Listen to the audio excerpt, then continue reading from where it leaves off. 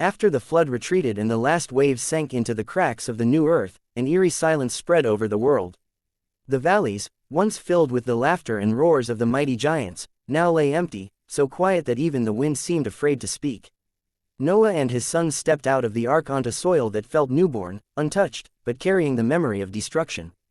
They knew that God had wiped away the corruption of the giants, the Nephilim, whose power once bent nations and terrified whole tribes.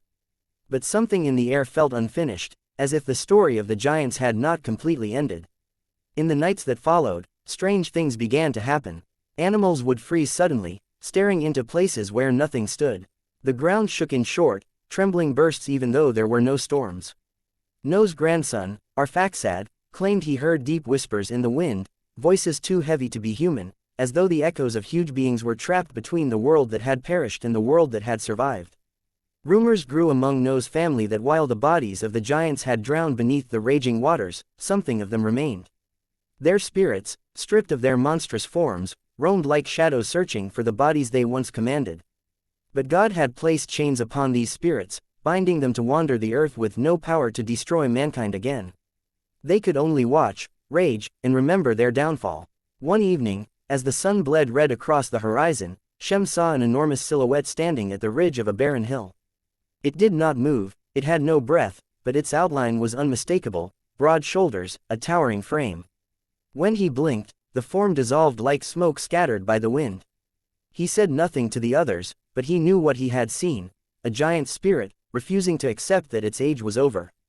As the land began to heal and forests sprouted again, the ground would occasionally reveal reminders of the old world: massive footprints fossilized in stone, bones longer than any man, and ruins built with stones too heavy for human hands. At night, faint tremors rolled through the earth as if something ancient still wandered beneath it. Noah understood the message clearly. God had ended the reign of the giants, but he had allowed their spirits to remain as silent warnings, shadows of a rebellion that would never rise again. Generations passed, and the world began to repopulate. The children of Noah spread across valleys, deserts, and mountains, raising tents and building cities where once the giants walked. But every tribe, no matter how far they traveled, carried the same whisper: the giants were not gone, they had only changed. Shepherds tending their flocks on the hillsides reported strange movements in the grass, as if something huge was walking beside them though the ground showed no footprints. Hunters deep in the forests felt enormous presences stalking them, yet when they turned, nothing but trees swayed slowly as if recovering from a passing force. Stories began to circulate of shadows stretching across village fires, shadows far taller than any man. Elders spoke in hushed voices, warning the young not to wander at night.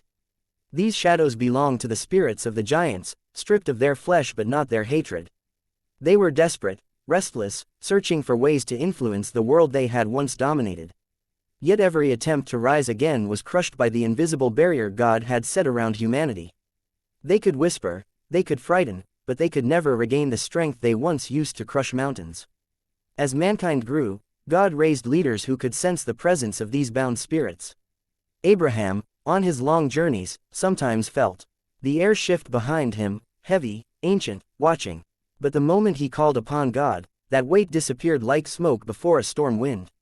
Moses, too, during his years in Midian, sensed the towering shadows lurking beyond the cliffs, but they could not cross the line God had drawn around him.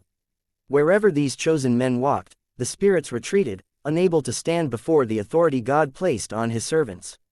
In certain desolate lands, explorers discovered massive ruins, structures of stone stacked in ways no human muscle could achieve. These became physical reminders of a time when giants ruled the earth. But now they were nothing more than monuments to a fallen race whose spirits wandered aimlessly, fading more with each passing age. Some traditions claimed the giants tried to enter the dreams of men, hoping to plant fear and chaos. Yet even then, God allowed only enough influence to remind humanity of the consequences of corruption, not enough to endanger them. As centuries rolled on, the shadows grew weaker. Their roars faded into whispers, their presence became nothing more than cold chills in abandoned deserts or lonely mountains. God had diminished them until they were mere echoes, stories in the wind, warnings carved into forgotten stones. The mighty ones who once defied heaven now drifted powerless, defeated not by human strength, but by the judgment of God himself. Their era had ended forever, leaving only legends behind, a testament to what happens when power challenges the will of the Creator.